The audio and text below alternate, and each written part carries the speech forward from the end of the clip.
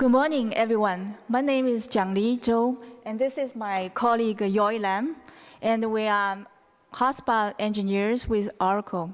Today we are going to present the application class data sharing in hotspot JVM.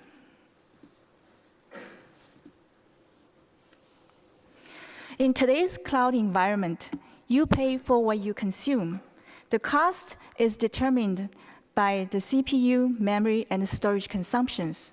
So how do you achieve cost savings when deploy Java applications into the cloud? We're here to present our solution that reduces both the runtime memory footprint and the startup time for your Java applications. We're going to discuss the class data sharing in hotspot JVM, the new features and improvements we have done since JDK 9, including module support and archiving Java objects. We're very excited to share some of the latest performance data with class data sharing in JDK 12. For conclusion, we want to present you the JDK startup time trending chart provided by our performance expert. That's one of the best charts in our today's presentation, so please do stay until the end.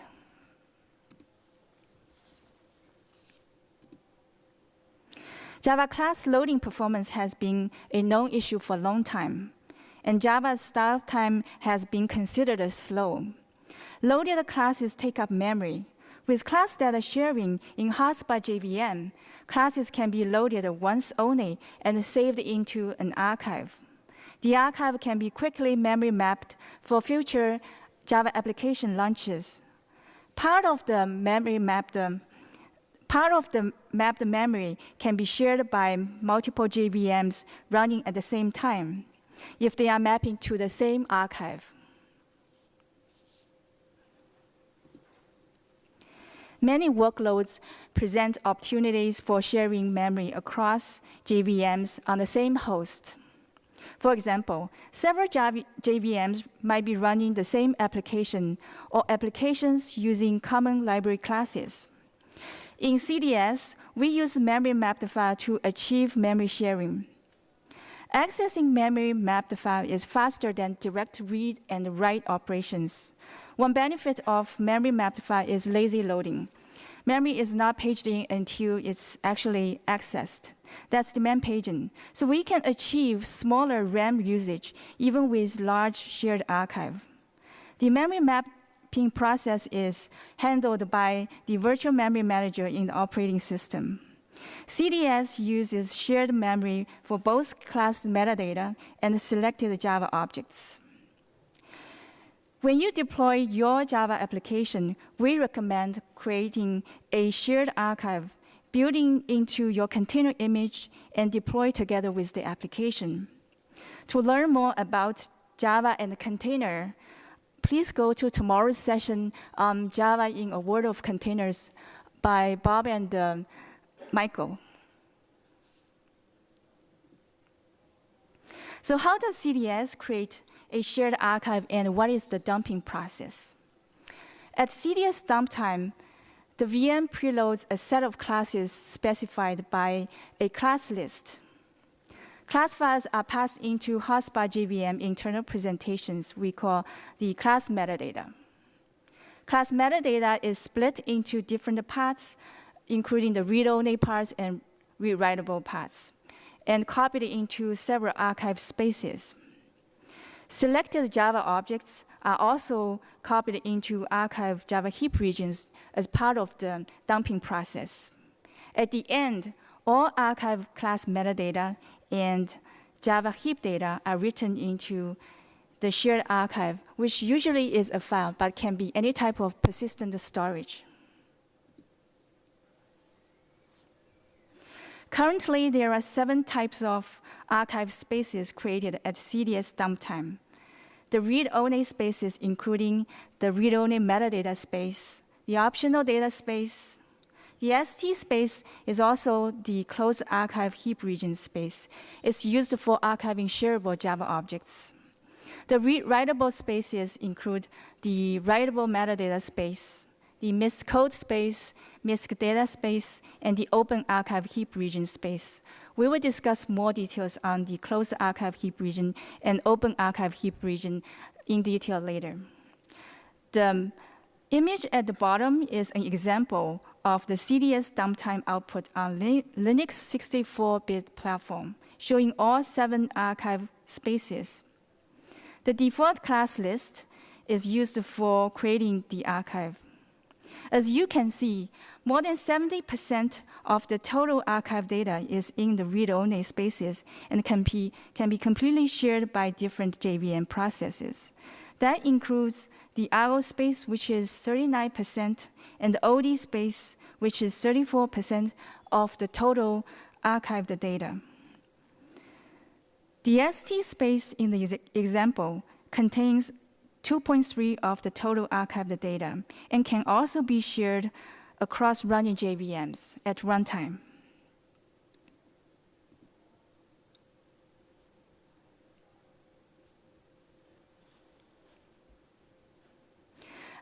After a shared archive is created, it can be used at runtime for subsequent JVM executions. During the VM initialization time, the archived class metadata is memory mapped into the runtime address space of the JVM, and the archived class heap data is mapped into the runtime Java heap. The mapped read-only pages can be shared by multiple JVMs that running at the same time, as we already mentioned earlier. And the mapped writable pages are shareable via copy on write provided by the underlying operating system. After mapping in the archived data, the JVM can look up classes from the mapped data without searching, reading, passing the class files from the Java at runtime. Mapped class metadata can be used by the VM directly with minimum runtime processing.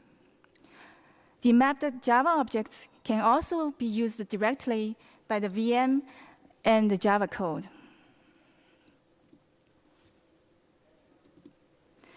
This is a detailed view of class data sharing architecture. On the slide, both JVM Instance 1 and Instance 2 are mapping using the same shared archive at runtime. Within the VM, each archive space is mapped separately. The orange regions are mapped read-only memory and shared by both JVM Instance 1 and Instance 2. In JDK 12, we are adding the support for the default CDS archive. The default CDS archive is created at JDK build time, so it's binary compatible with each JDK release. It's created using G1 GC and 128 meg Java heap. At runtime, it works with different GC algorithms and different Java heap sizes. If G1 is used at runtime, both the archived class metadata and Java objects can be used. If another different GC algorithm is used at runtime, the archived Java objects are ignored, but the archived class metadata can be used at runtime. The early access for the default CDS archive is already available in the OpenJDK for JDK 12 early access binary. It's packaged with the downloadable OpenJDK binary for JDK 12. So please go ahead and downloading from the OpenJDK website and give it a try, and please do give us feedback. Thank you. The default CDS archive improves the out-of-box Java startup time. No dumping step is needed to benefit from CDS. No tuning is required. It is optimized for cloud environment. For example, function as service when the usage of the Java heap size is small. These are the JDK 12 startup time performance result with the default CDS archive. The results were measured using the latest JDK 12 early access binary after we enabled the default CDS archive. The measurements were done on Oracle Linux 64-bit with Intel Xeon processor. The no-op benchmark contains an empty main method. It's used for measuring the JVM startup time. We're seeing about 45% to 50% of the total execution performance gain when using with the default CDS archive. Jiangli is a Java HTTP server and a servlet container. It shows about 17% in its startup time with the default CDS archive. FN is Oracle serverless platform for cloud environment that supports Docker. Hello World launched using FN, improved by about 32% with the default CDS archive. The Spring Boot is a framework module for rapid application development. Its start time improves by about 5% with the default CDS archive. To use the default CDS archive, all you need to do with JDK 12 is just run Java. No special command line option is required. With older JDK releases, such as JDK 11, you can first do dumping using the xshare dump command line option. Then you can run your application with sharing enabled by using the xshare auto command line option. Oftentimes, you may want to create your own archive for your Java application specific needs to achieve most optimal startup time performance and runtime footprint reduction. You can include your application classes and the referenced core library classes to create a customized shared archive. To do that, currently, it is a 3-step procedure. First, you can do a trial run with your application using the dump loaded class list command line option to creating the class list. Then you can feed the class list into the dumping step using the xshare dump command line option to create a shared archive. The third step is to enable the shared archive for your application by using the xshare auto command line option. For both JDK 11 and 12, the xshare auto is enabled by default. We recommend using the same Java heap size for both dump time and runtime with G1 GC to achieve better startup time performance and more memory sharing.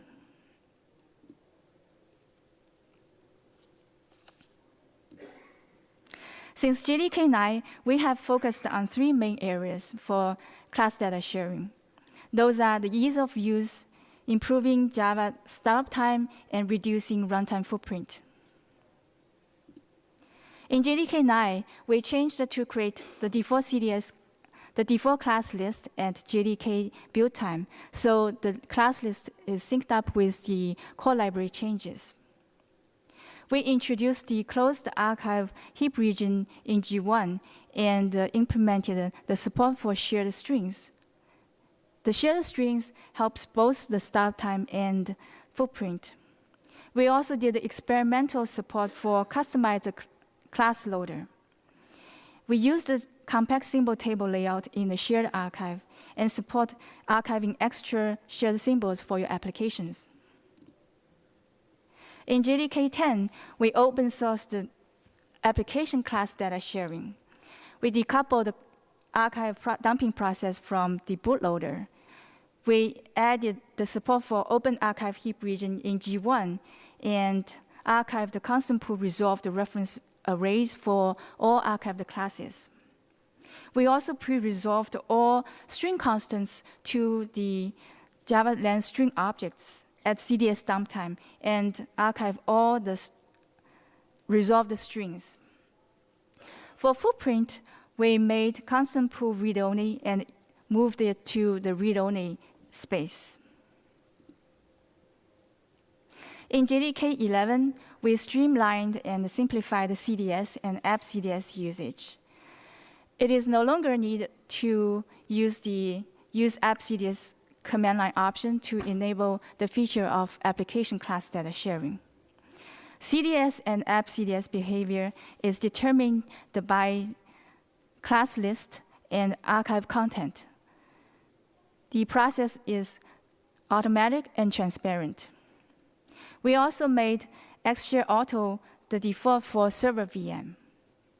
We supported archiving classes from module paths in JDK 11, and also supported archiving Java mirror objects.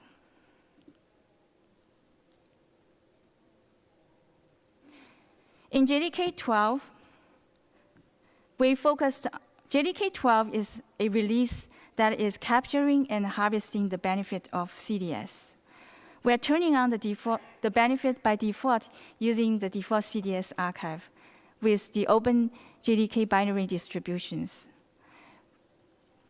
We supported archiving extra Java objects with CDS.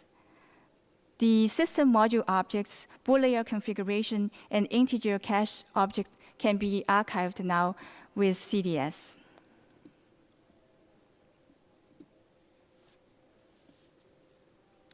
We support archiving and sharing all types of module classes in the runtime image and the module paths.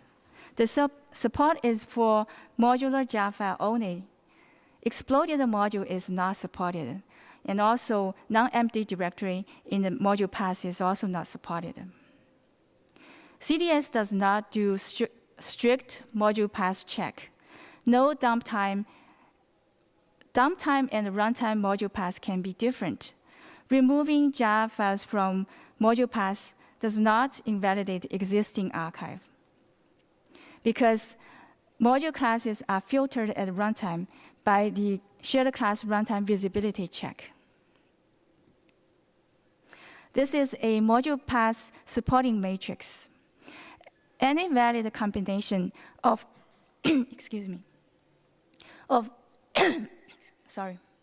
of class paths and module paths can be supported. Upgrade module paths, patch module, or limited module are for debugging and testing purpose, so they are not supported for CDS at downtime. If any of the command line option is used at runtime, sharing is disabled.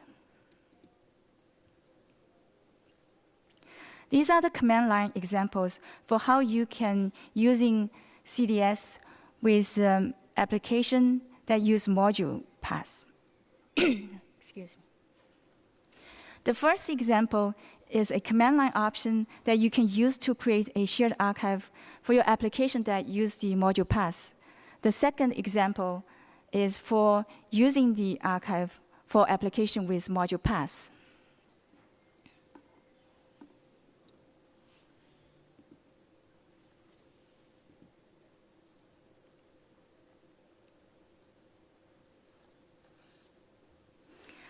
Archiving Java objects supports G1 GC on 64-bit non-Windows platform currently. Selected Java objects can be archived. Today, those are the strings, class mirrors, constant pool resolved references, and some of the Java objects created at the VM and the module initialization time. Archived Java objects are pinned. It means GC does not move or garbage collect any of the archived classes, archived objects at runtime.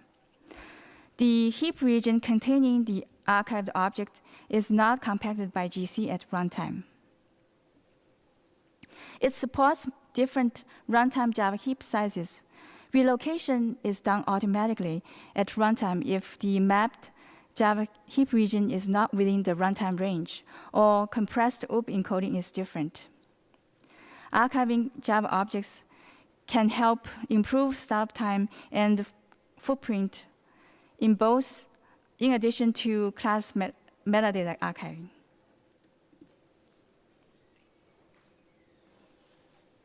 Currently, there are two different types of archive heap regions: the closed archive heap region and open archive heap region.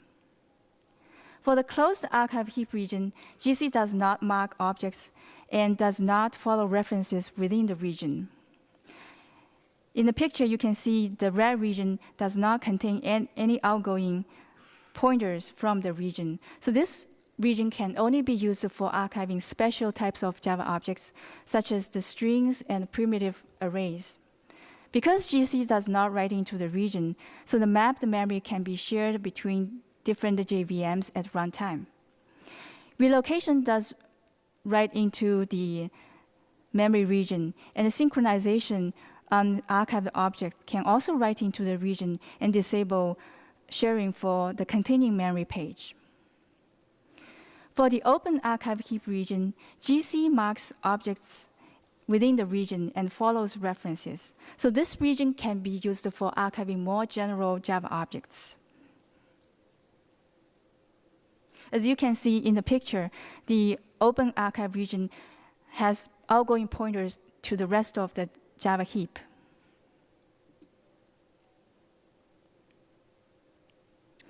During JVM and module system initialization time, there are many Java objects created. These objects are instances of core library classes. Some of them are not changed after initialization and does not contain dependencies to the runtime context. That means the fields within those objects are always the same, even with different execution environment.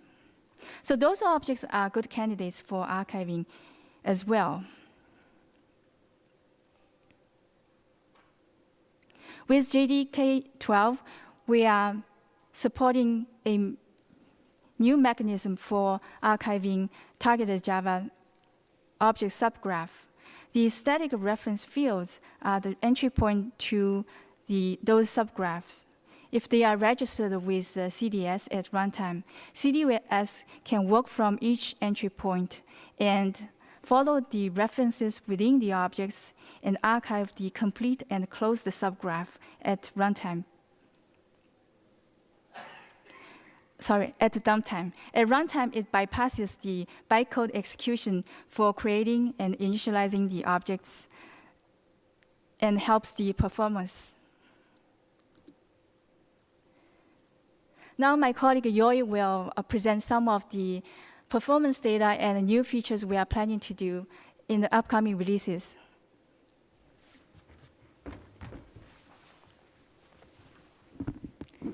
So thank you very much, Jiangli, for introducing CDS and kind of going into the details of how CDS works. And what I'm going to show you is, for a lot of people here, what does it mean to me, right?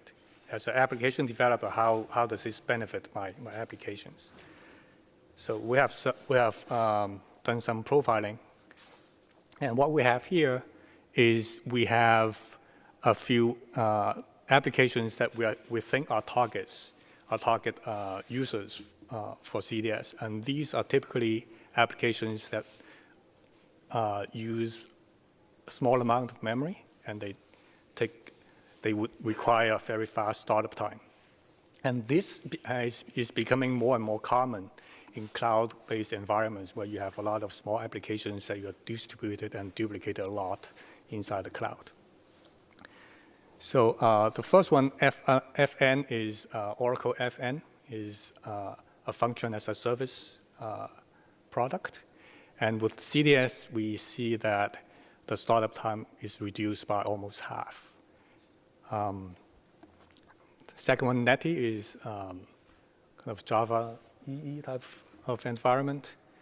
And startup time is, again, reduced by about half. And then the last one, NoOp, is an example that we want to show if your application absolutely does nothing. So how long does it take to start up and tear down? It's about 54%.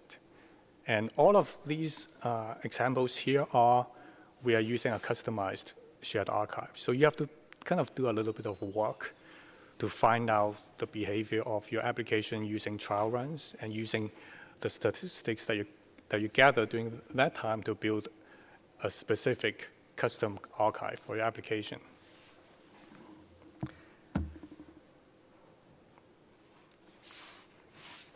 Another thing I want to talk about is containers and cloud environments.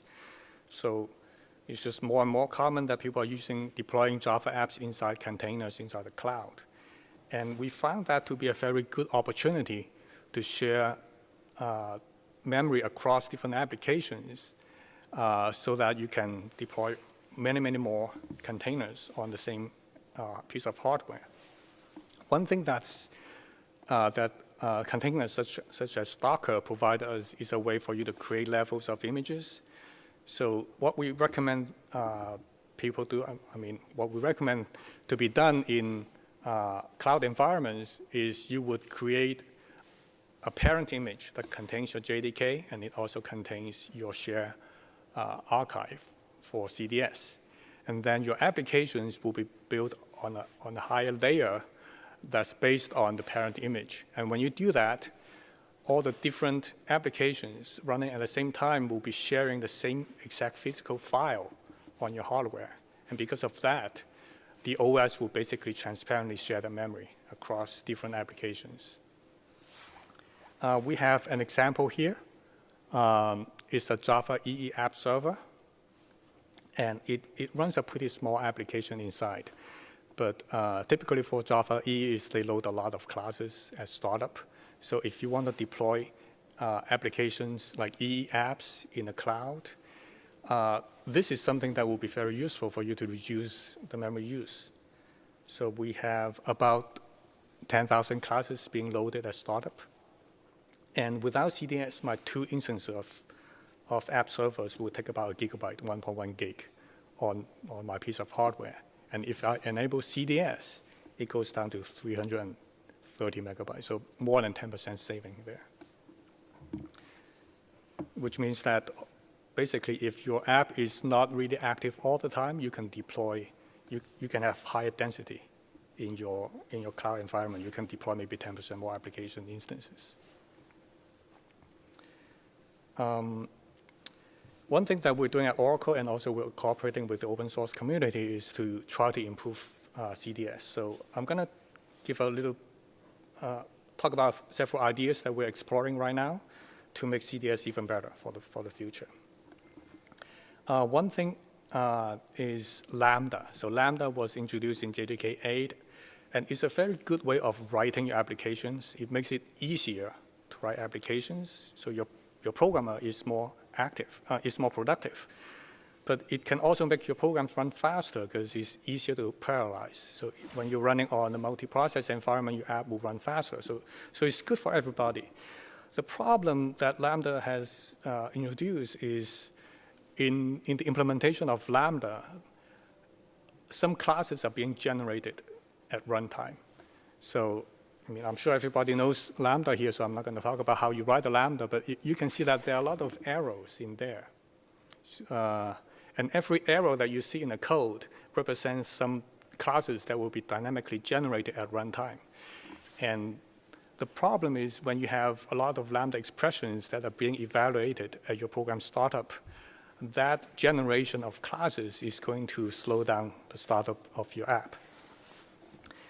So the solution that we're exploring right now, and we hope to ship in the future version of the JDK, is to store these generated classes inside the CDS archive. So we don't generate them anymore at runtime. And that makes the cost of using a Lambda expression at the beginning really go down. So I have a nice graph here. So the blue line is without CDS support for Lambda. And you can see that every use the y-axis is time, the x-axis is number of lambdas that you would evaluate, number of different lambda expressions that you will use at the startup of your application. So when you enable CDS support, you can see that the cost of using lambdas is basically almost flat. It's very little now compared to before. So that's something that we try to work on and hopefully ship pretty soon. Another solution that we're looking at right now is what we call hybrid archiving with layers. So we have been trying to make CDS easier and easier to use. I think with JDK 12, you can you can basically start using CDS without doing any work. However, only classes in the class library are supported by default. If you still want to use CDS for your own classes, you have to do some extra work. You have to do a trial run manually. You have to create your archive manually. So we're trying to basically make this step go away. What we will do is when you run your application the first time and the JVM notice, oh, an archive doesn't exist yet. So it will create that automatically for you. So the second time you run the application, it will be there and it will make your second startup faster. And also you can just run your app once and then you copy this application-specific archive that was generated for you automatically. You copy that into your cloud image, into your container, and you can deploy that across the cloud. So it makes kind of the usage a lot easier. If you're just looking at local environments, you just do nothing. If you look at cloud deployment, well, you run your app once and then you copy that file into your image. So it's a lot easier than before. And again, that's something that we're trying to work on. Okay, so what have we done in the past several years? As we see, startup of Java is becoming more and more important because people are using small apps in cloud environments and they want fast startup time. And JDK 9 actually presented a big challenge because in JDK 9 we introduced module support. So it's much easier to package your apps together using a bunch of modules that have well-defined dependencies. However, to bootstrap the module system, the JVM has to do extra work. So you see the startup time has actually degraded from JDK 8 to JDK 9. We have done a lot of work in startup, both within the CDS area and also in the core library, in the JV in general. So we have done a lot of things to cut down the startup time. So you can see kind of a nice trend of ever decreasing startup time. So hopefully in JDK 100 will be in the negative territory. We'll see whether that will happen. But that's something that's very important to us, and that's something that we're working on. And I guess one message I want you guys to take away from this talk is, okay, as we're moving towards the cloud, we really don't have a lot of control in how Java is executed. In a lot of cases, you just upload a Java file, and then it's up to the cloud provider how that is deployed. However, the cloud provider will charge you by the amount of memory that you use at runtime. So a lot of people will really need to start a conversation with the cloud provider, saying that, okay, there's this new technology coming from Oracle that can reduce memory usage, that can improve startup time. And I think the cloud provider should enable that. So I think that's a conversation that you should talk to your cloud provider about. And of course, Oracle is a great cloud provider. So I think that's the end of our talk. Thank you very much, Jiangli, for preparing the slides. I just read it out. So do we have any questions from the audience?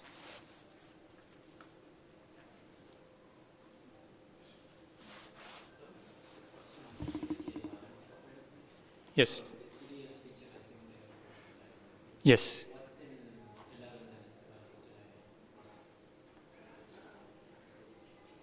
So the question is, what has changed since JDK 11 to the next version, which is not out yet, but we have an early access.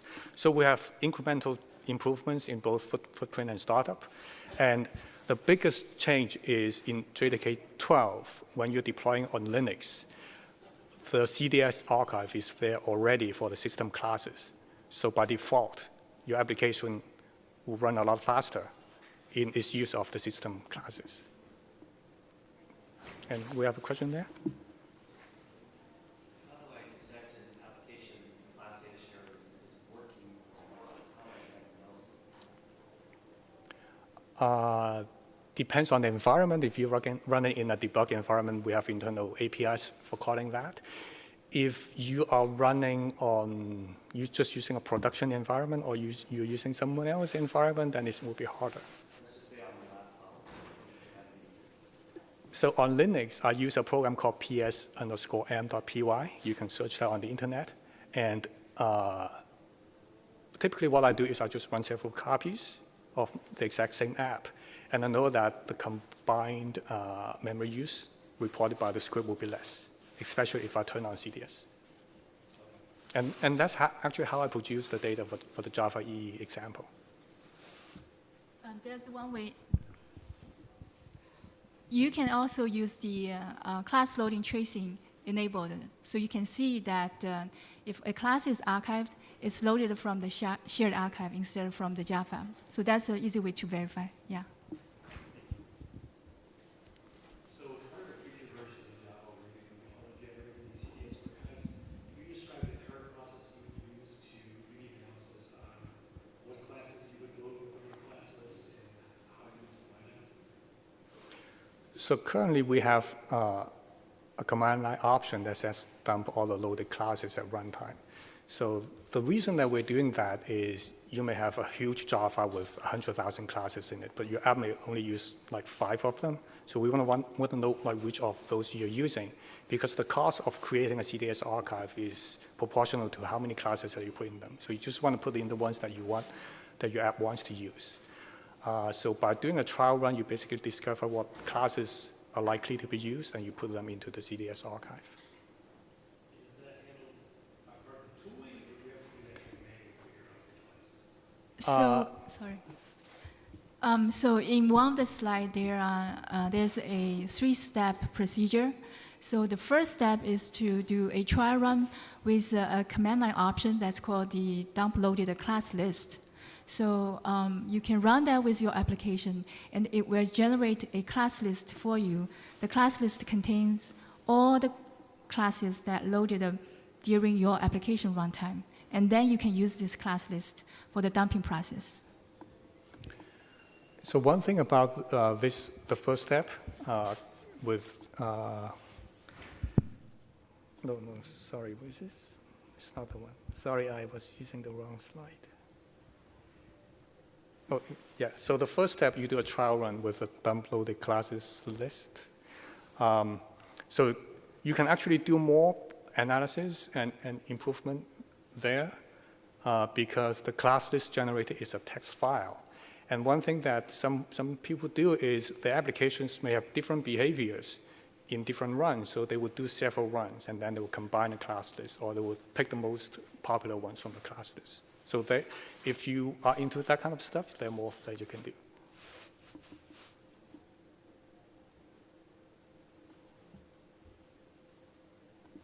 have a question regarding the class loading and class loaders. Is there any pitfalls? What is the exact hierarchy between class loaders? Do you have the shared class loaders as a parent of the system class loader? Or how does it work exactly with class loading? Is there any trial? Okay, so the question is how class loaders are involved in loading classes from the CDS archive. So Java have 3 built-in class loaders, the boot class loader and the app class loader, and there's also a side one called the platform loader. So CDS knows about those. So if you have classes that are, for those 3 class loaders, they are all tagged by the class loader type. So but those class loaders basically know where to look for classes from CDS. Now, if you are using a custom class loader, like you have your own class loader, or you're running in a Java EE environment where your app is loaded by an EE loader, in that case, we have kind of experimental support. It requires a lot of hacking, and I mean, we can talk about this offline of how to, there are several scripts on the internet, and I've contributed to some of those to basically create a class list that have additional support for custom loaders. What we like to do in the near future is to make that more automatic. So as part of your trial run here as step 1, you can also create a class list that contains classes from the custom loaders. Also, what we are planning to do with the automatic generation of archives for your application is basically the first time you do a run, will lock all the classes that you load, including classes loaded by the custom loader. So you basically don't have to do anything when that happens, and your custom loaders classes will magically appear in the shared archive as well.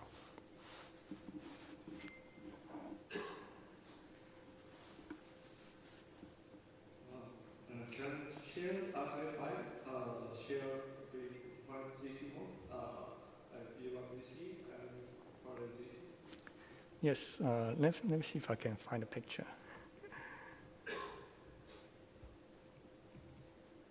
So the question is, can sharing also support different GC, right? Yeah. So yeah, as one of the slides shows that there are two types of data included in the shared archive, the class metadata and the Java objects. If you are using parallel GC at runtime, then the archive, the class metadata can be shared at runtime. So you can use that. With G1GC, we support extra the Java objects.